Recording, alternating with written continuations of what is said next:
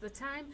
We're here on the program talking or giving that platform to both producer and the consumer, or those who enjoy the services of the producer, to get to have an interaction to see where they can have a level, playground play.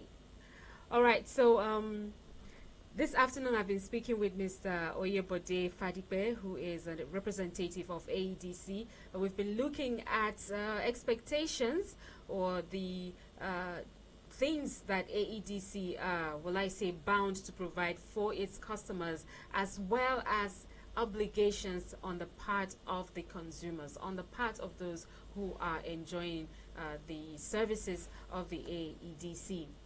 You get to call in and share your concern, your questions right here on 081-8999-1011. For instance, all customers have a right to a refund when they are overbilled.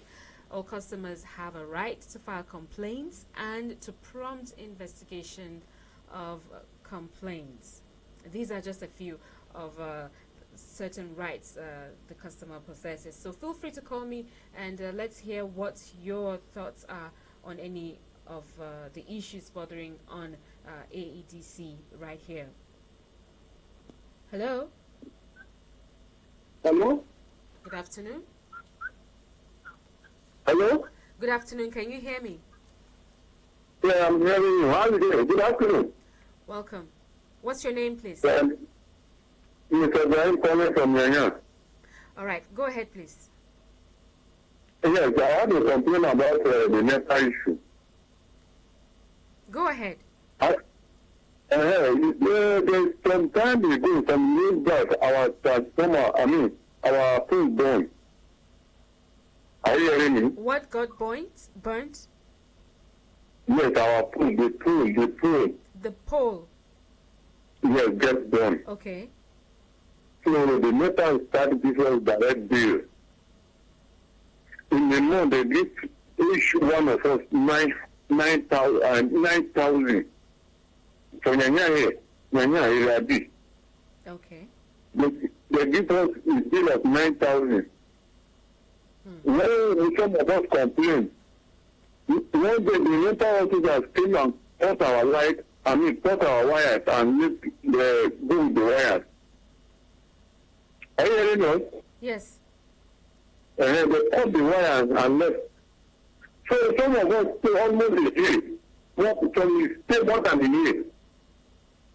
And our bill is still coming up to today.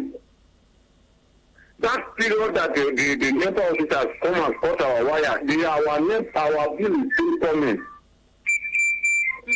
What is the way out? Okay. And when we complain to your head office, they ask us to call Karen.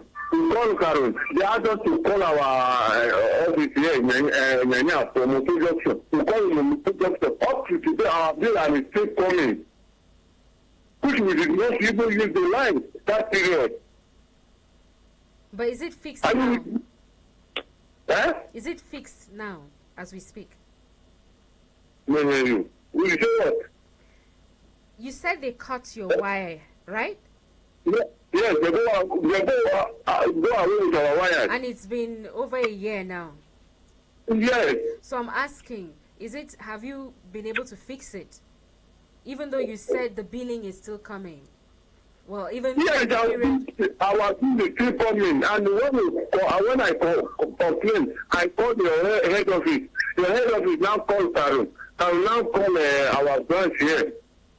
One day they called me that I should come there. I go there, they asked me to pay some amount. When I pay some amount, they tell me connect my light. They connected your light? Yes, they connected my light. They asked me how much can I afford to pay every month. Okay. I me. Then I told them I cannot afford to pay more than 2,000 because I don't use anything. I don't have a TV. I don't have sleep. I don't have washing machine. I don't have anything. So they now agree that I should continue to pay 50,000, and I have been paying now. And that's the bill that you have been giving me still there. What is the way out? Okay. Thank you for your call. All right, so eventually he had his own light reconnected. But he's asking what is the way out, because the other bill, I mean, it still keeps coming even though they never used the lights in that period. Well, I think this is a particularly unique situation. I don't see why, if he has evidence to show that we didn't supply power during that period, why we should continue to hold on to that bill. I want to believe that we've not gotten the whole information concerning this matter, so I probably would like to find out more about it, get across to our office that is concerned, and then get to the bottom of it. Otherwise, I cannot work with the information that he has just given. I can't remember the last time we insisted that you must pay for power supply that you did not consume. I can't remember, especially when you have had to make your views known. I can't remember when we refused to investigate. We'll investigate and see whether the position the customer is holding is actually tenable or not. Okay. He mentioned something about their pole being destroyed. It was gutted by fire. It just brings to mind when things like that go bad. For instance, transformers going bad or blowing up for whatever reason. Whose responsibility is it to have it fixed? From A to Z, AEDC. No other person's responsibility. No other person's But we've had situations whereby the people in the community will have to put money together because it will look like an abandoned case. Usually when such things happen, we just tell people, your case is, it's just a forgotten issue. And usually the people around end up doing it. So I have had this complaint over and over again. But I also know of a fact that people on their own choose to do what they want. And AEDC is not in a position to prevent. What we can only do is enlighten or educate, as we are doing right now. That don't give any kobo out to any staff outside of the money for the electricity you have consumed. The poles, the wires, the transformers, all materials required for supply of electricity to your homes and offices are provided by AEDC. If they are not coming at the pace at which you want them to come, is not enough reason for you to opt to buy it yourself. And again, we find out that communities who have utility committees or electricity committees, they go and use the name of AEDC to gather money for their own purpose. They are not working, they are not agents of AEDC, they are not functioning on behalf of AEDC. They are purely on the frolic of their own. Okay, we're running out of time now. I think there's one more issue there for you to address. Yes, there's a gentleman here who said, since we can know the houses that are owing, we should also be able to know the transformers that are out of power supply. I do agree with him. I've not said that 100% at all times it is the customer that is expected to bring the information. But look, for crying out loud, if the customer has the information, why not provide it?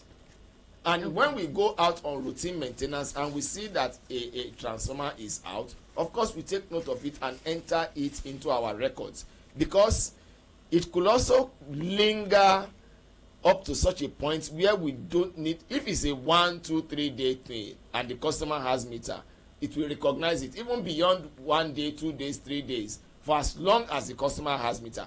Where we usually have the problem is when the customer has no meter, or when the meter is a postpaid meter. But if it's a prepaid meter, the customer does not really need to does not really need to worry, because you will buy, it is pay as you go. Okay. Well then, let me quickly call out the numbers, even though some people are saying it's not working, but he did well to explain how it works. So in case you do not have it, it is 081-5214-1414. That is 081-5214-1414.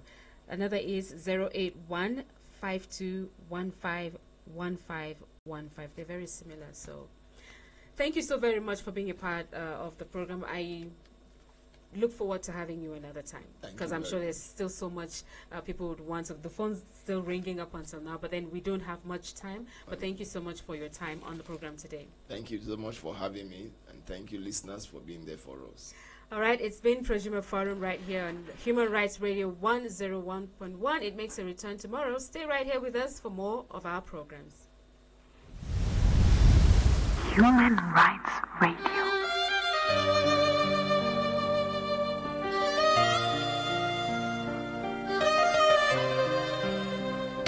Welcome, my dear friends.